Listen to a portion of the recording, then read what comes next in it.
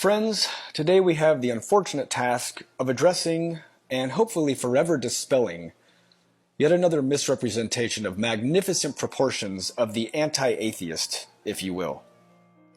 I really didn't want to have to waste time and address this, and it's one that has been around forever, though one that has risen to stardom in the kingdom of cliches, having gained quite a bit of traction in the last many years, one that I and many of you have probably heard and seen right here in the comments.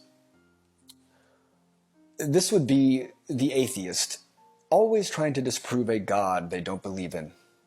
The atheist, angry at a God they say doesn't exist.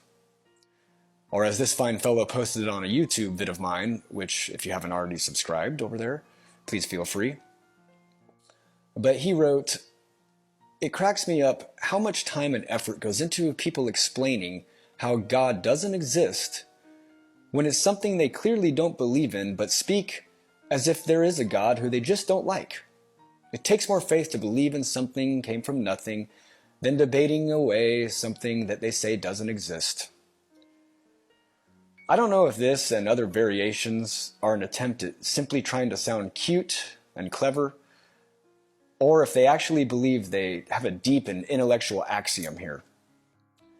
If I had to choose one, I imagine it would be the latter, which, in that case, is even scarier, only revealing their sheer ignorance and condescension. I guess they would rather everyone stay silent while they continue to preach and proselytize of those things imaginary and illusory, that which, of course, is followed with the threat of eternal torment and damnation if one simply chooses not to believe as they do.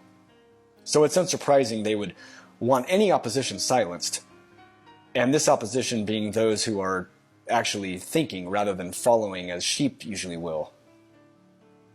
Where there is liberation, where there is freedom, and where there is complete abandonment of any bad doctrines and bad ideologies, those that encourage the judgment of our fellow man, those that encourage the teaching of an exclusive path to either heaven or hell, which is nothing more than a method of instilling guilt, inadequacy, control and fear, especially upon children, where these very liberations come alive, and where the blinders and scales fall away, I will forever be an advocate and help in promoting.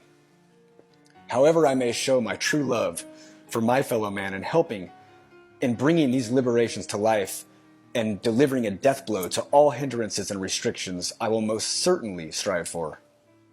As Thomas Paine put it, any system of religion that shocks the mind of a child cannot be true. The world is my country, humankind is my brethren, and to do good is my religion.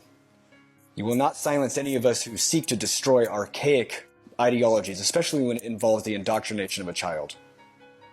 So there isn't an atheist I know of that's mad at a God, as that in itself is a logical fallacy. Nobody's mad at the monster under the bed, or the Loch Ness monster, or Casper the ghost.